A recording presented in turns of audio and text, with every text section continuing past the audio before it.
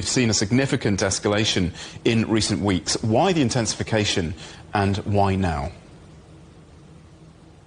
I think it happens right now because the ground war really is frozen. So what both sides are doing is that they are escalating vertically. So they are focusing on the range and intensity of their attacks rather than trying to capture more territory. And this in many ways makes sense because the front line really has barely moved over the last couple of months. And because both sides are unable to win any significant territory on the ground now, they are focusing on this intensified air campaign.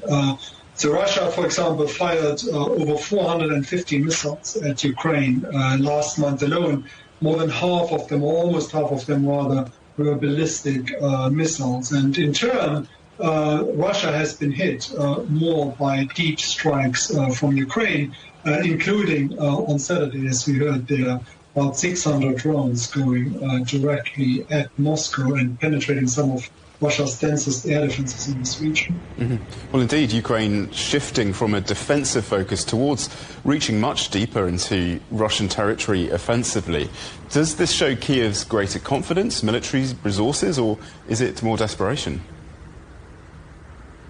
Well, I think it's a little bit of a mix of all three of these issues here. I mean, at one level, it's clearly a doctrinal shift that you are seeing here, but it's more of a pressure tool rather than a war winner on its own. So what we have seen is that Ukraine moved from what was basically a campaign to hold ground against the Russian onslaught in areas like Donetsk and the southeast of the country, and then occasional drone strikes. But what we see now is a much more sustained air campaign on the Ukrainian side, partly because they actually have the capabilities now, both in terms of the mass of drones and missiles that they have available, but also far more advanced technology that can really get very deep into Russia, and they are using that to the best effort that they can.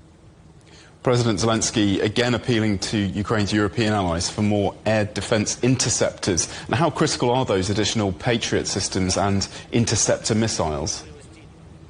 This is right now what I would see as the most acute vulnerability that Ukraine has, and it's even arguably much more urgent than what happens on the front line itself. Over the past couple of days, what Zelensky has said is that Ukraine currently only has about 1% of the interceptors that it needs, whereas Russia has a much increased ability to really produce missiles and drones at scale.